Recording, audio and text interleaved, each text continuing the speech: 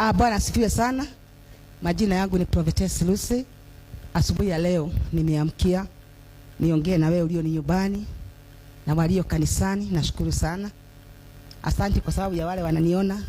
Asante kwa sababu ya wale wananitazama mahali popote huko, Mombasa, Kitale, wapi.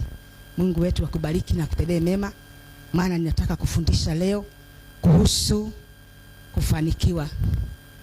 Na ni nini inafanya mwanadamu afanikiwe. Nataka tuende moja kwa moja mpaka ya kwamba tuelewe ni kwa nini mwanadamu afanikiwi. Number 1. Mwanadamu anakataa kufanikiwa kwa sababu ya kuchanganyikiwa kwa akili.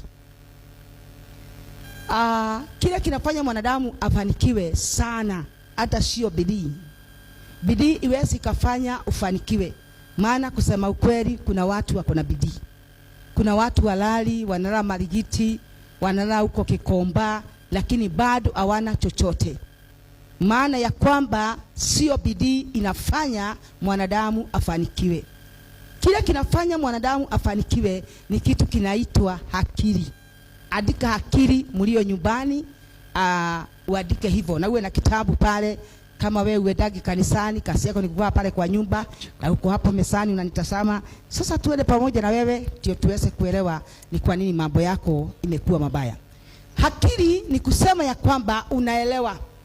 Yule kijana alikuwa anaitwa Yusufu. Wakati alifika kwa mfalme, mfalme alielewa ya kwamba kuna kijana amefika kwa ile nyumba yake, kitu kigeni, akikuwa kitu ya kawaida. Si ati ya kwamba Yusufu si ati ya kwamba mfalme kupata watu wengi, alikuwa na watu wa kila aina. Lakini wakati Yusufu aliingia kwa mfalme, mfalme alielewa huyu kijana ako